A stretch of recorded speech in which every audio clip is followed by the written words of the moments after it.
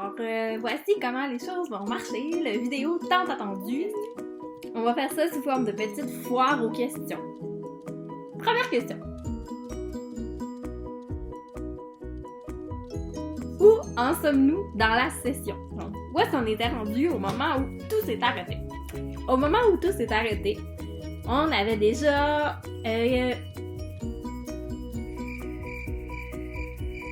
points. Ouais, c'est ça. Au moment où tout s'est arrêté, on avait déjà 20 points de récoltés. C'est-à-dire qu'on avait déjà fait 2 examens de lecture qui valaient pour 10 points chacun, donc 20%. Et on avait déjà fait aussi un exercice, le paragraphe romantique, qui lui comptait pour 5 points. Au moment où tout s'est arrêté, on avait donc 2 examens de lecture de fait qui valaient chacun pour 10 points, donc 20 points. Et on avait aussi un exercice, le paragraphe romantique, qui lui valait pour 5 points. Donc on avait 25% de récolté au moment où tout s'est arrêté le 13 mars dernier.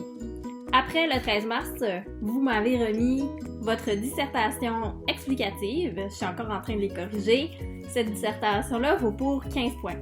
Donc une fois que j'aurai terminé la correction des dissertations explicatives, nous allons avoir 40 points de récolté. C'est presque la moitié.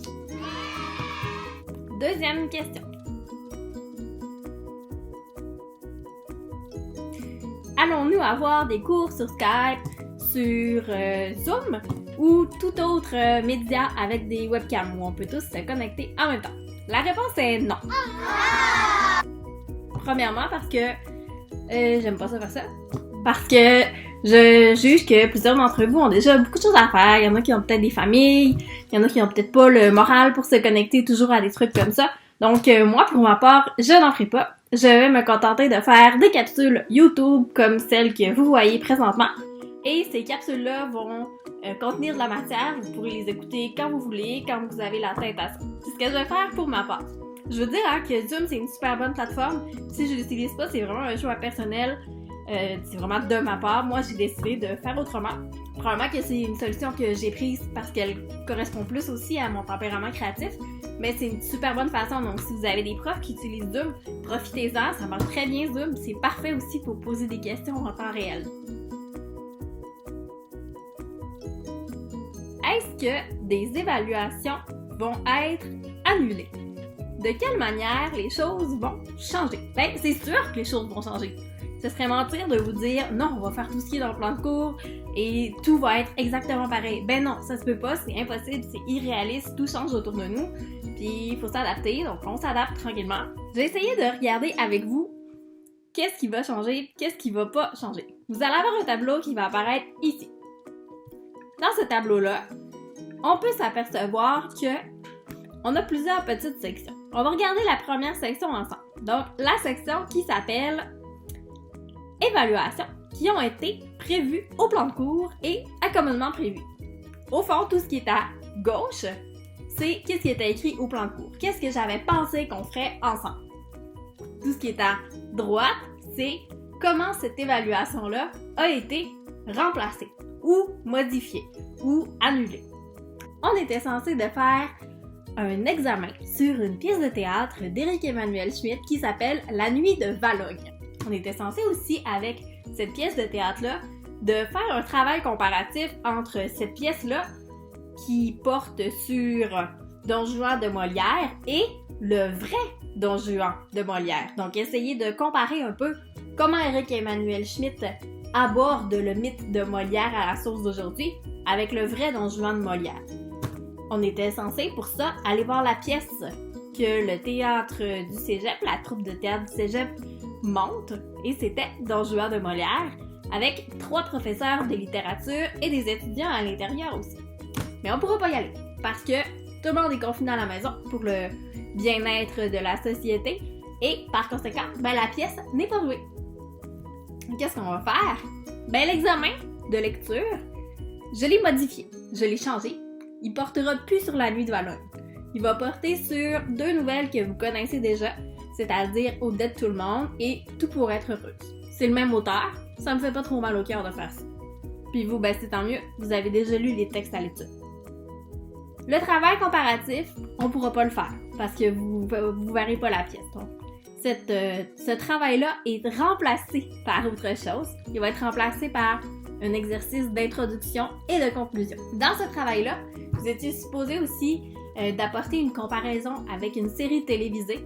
C'est le petit travail sur lequel vous aviez déjà commencé à bûcher, tout le monde ensemble. Vous avez déjà commencé à plancher là-dessus. J'étais super fière de ce que vous avez fait, mais malheureusement, on ne pourra pas poursuivre dans cette veine-là. Alors, votre travail sur la série télé qui devait faire partie du gros travail comparatif est annulé. L'exercice de langue écrite, pour sa part, il va quand même avoir lieu. On va s'en servir pour améliorer les dissertations, corriger les fautes que je vois souvent dans vos dissertations. C'est un exercice qu'on va faire sur Socratique.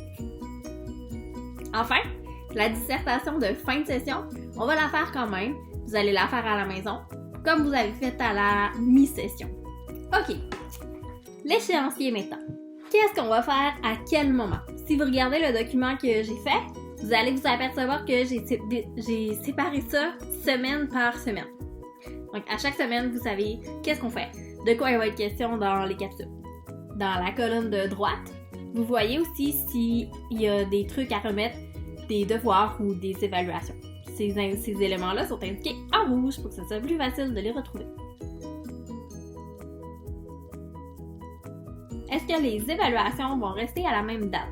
Non, j'ai changé certaines choses pour que ça soit plus facile pour vous, pour que ça soit plus rapproché du contenu qu'on est en train de voir, c'est-à-dire que j'essaie toujours de vous donner une évaluation sur un contenu qu'on vient tout juste de voir pour pas que ça soit trop distancé dans le temps.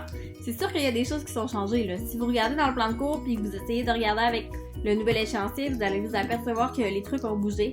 Et c'est normal, je fais pas ça pour torturer personne, je fais ça pour que ça soit plus facile pour vous. Puis pour moi aussi, pour que ça soit plus simple de corriger et de réussir à produire des capsules en même temps. Question numéro 5. Comment ça va marcher pour les capsules YouTube? Ben, en fait, c'est vraiment simple. Chaque dimanche, je vais vous envoyer une espèce de petit courriel qui va vous dire quand surveiller les capsules YouTube. Je sais pas s'il va en avoir toujours une ou deux, ou s'il y a des semaines qu'il va en avoir 3. J'ai aucune idée, je sais pas encore comment je vais faire ça. Mais cette semaine, par exemple, je suis en train de préparer les capsules de la semaine prochaine. Donc dimanche, je vais pouvoir vous dire, ben cette semaine, vous allez avoir cette capsule-là qui va sortir ce jour-ci, et une autre capsule qui va sortir un autre jour. Donc je vais pouvoir vous dire ça à tous les dimanches. Vous allez savoir quoi écouter pour la prochaine semaine. Donc, tous les dimanches, il faut surveiller sa messagerie Codnet. Pour les évaluations, comment ça va marcher? Ben, moi là, je suis quand même chanceuse parce que dans ma classe, vous connaissez déjà Socrative, vous avez déjà travaillé avec Socrative. Donc, ça va nous servir parce que pour les exercices de français écrit qu'on va faire plus tard dans la session, on va les faire sur Socrative. Pour les examens et pour les dissertations, mais on n'a pas le choix, on peut pas faire ça en classe. Il faut travailler de la maison. Ça va être soit un examen sur Socrative ou un examen maison, comme on a fait les 2 dernières fois. J'ai pas encore décidé. Pour la grande dissertation, donc la dissertation de mai, ça va être le même principe que ce que vous avez fait à la mi-session. Je vais être là pour vous encadrer. Donc, sur Codnet, je vais pouvoir répondre à vos questions pendant que vous rédigez. Je pense que ça fait le tour. Je pense que j'ai répondu aux principales questions concernant la mise en place des choses pour l'enseignement à distance dans mon cas.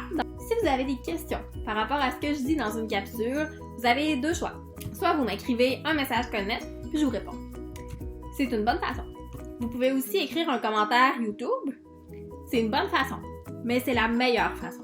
Parce que il y a sûrement des gens derrière leur écran qui ont peut-être la même interrogation que vous, mais qui ne l'expriment pas.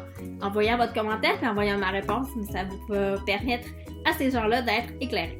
Je pense qu'on a fait le tour des principales questions qu'on avait par rapport à la mise en place du cours littérature et imaginaire pour cette situation exceptionnelle que nous vivons. Portez-vous bien. Je vais vous donner des nouvelles dimanche en ce qui a trait aux prochaines capsules qu'on va avoir la semaine prochaine. C'est tout!